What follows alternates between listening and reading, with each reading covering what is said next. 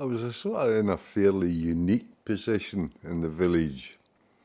When I grew up, there was lots of folk who'd been in the First World War. There was folk from the Second World War, and they were so different. The First World War was the village. It was a village of about 300 folk, and we had about, oh, well, apart from the poor buggers who never came back, there was a memorial to. But there was a guy with one arm, another guy with one arm, guy with no legs, guy who was blind, guy with a metal plate in his head, Joni, and Joni was just totally away with the fairies. There was a guy who was blind. Obviously the gas in the First World War. But the Second World War folk would have included my dad, my Uncle Bill, my Uncle Jimmy, all my uncles, all that family. They'd all served in the Second World War. And they were just different. They never really talked much about the war. In fact, any stories I heard about the Second World War would have been funny. There was always something funny happening. Apart from, I hate to tell this story. It was just my Uncle Bill always told funny stories, apart from one. And he was involved in the fighting at a place called Monte Cassino, which was very famous. Probably folk hadn't heard it now.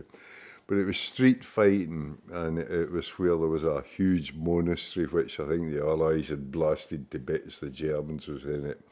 But my Uncle Bill was involved in the street fighting, and he always said about his mate. His mate had poked his nose round the corner to see what was going on, and he got shot. He got a bullet right through the nose, and the poor bugger drowned in his blood.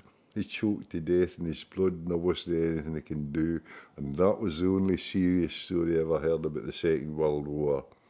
The ones that came from the Second World War either didn't really talk about it, or you get funny stories. But it led me to think about their attitude to things, their attitude to the UK, their attitude to Queen and Country, just the whole thing. I mean, I know they were responsible for the NHS, and that's what I mean, the Second World War.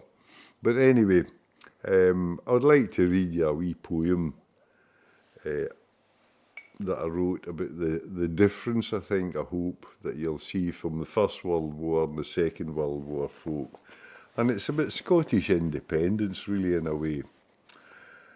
Freedom for Scotland, I hear you say, an independent country at the end of the day.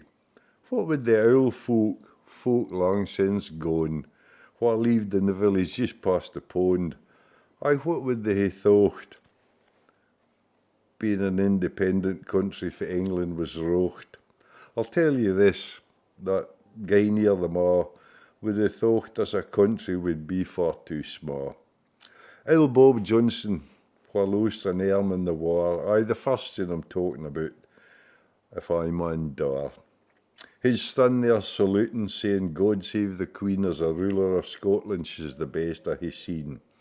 On the other hand, old Bob McCulloch in the same war was gassed, would just sit there and smile and say, I'm glad it's all past. For I dinna care for politics, it's a shame, it's a sin.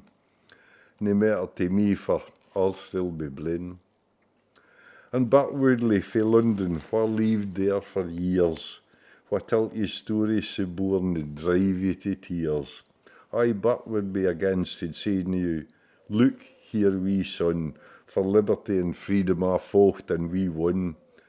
He'd never see the irony as he ranted and raved that he still lived in a country for hundreds of years still enslaved. And I ken that the doctor, the minister, the teacher now would never have countenanced an idea sae braw. But 60 years ago, there was a bunch of men who didn't think the idea was bad. Uncle Billy, Uncle Jimmy, as well as my dad, and a lot of others as well. Friends near and far, but all of them had fought in the Second World War. They had seen the horrors and seen comrades die, and the idea of independence to them wasn't pie in the sky. For that's what they all fought for, Scotland, their home, proud Alba, independent again on its own.